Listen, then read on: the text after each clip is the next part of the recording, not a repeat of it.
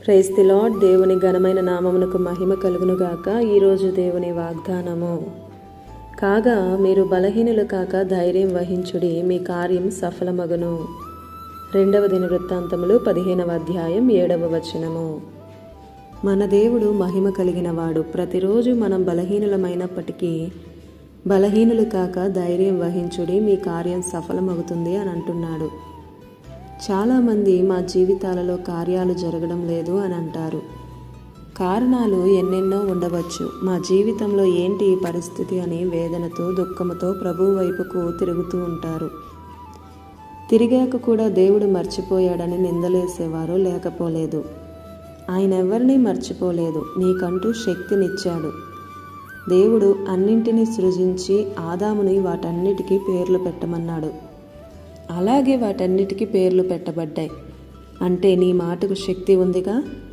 ఎర్ర సముద్రం అడ్డుగా వచ్చింది. మోషేతో దేవుడు అంటున్నాడు, నీ చేతి కర్ర ఎత్తి సముద్రాన్ని పాయలుగా చెయ్యి అని. నీవు చెయ్యి ఎత్తి ఆ పని చేయి, కార్యం జరుగుతుంది అని. కర్ర ఎండిపోయింది.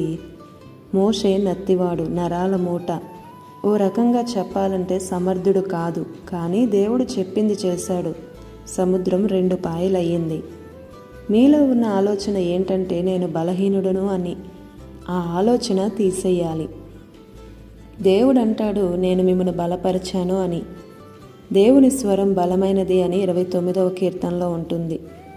దేవుని మాట మీద నమ్మకం ఉంచితే అది జీవం కలిగినది.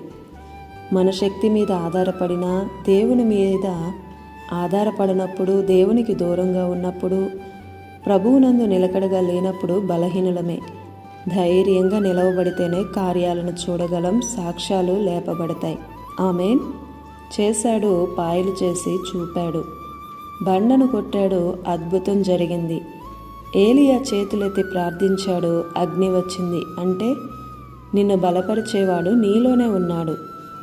నీ విశ్వాస బలం, నీ వాక్యపు బలం, నీ అభిషేక బలం, ప్రార్థనా బలం అన్నీ ఉన్నా సరే ఎందుకు కృంగిపోతావు? కనుక ధైర్యంగా నిలవబడు. బలహీనుడను అన్న మాట నీ నోట రానియక అడుగులు వేయి. నీ కార్యాలన్నీ సఫలపరిచేది నా దేవుడే. నీవు సామర్థ్యం కలిగిన వాడివి కనుక సాగిపో ముందుకి. ఆమేన్. కృప మనందరికీ తోడయుండునుగాక.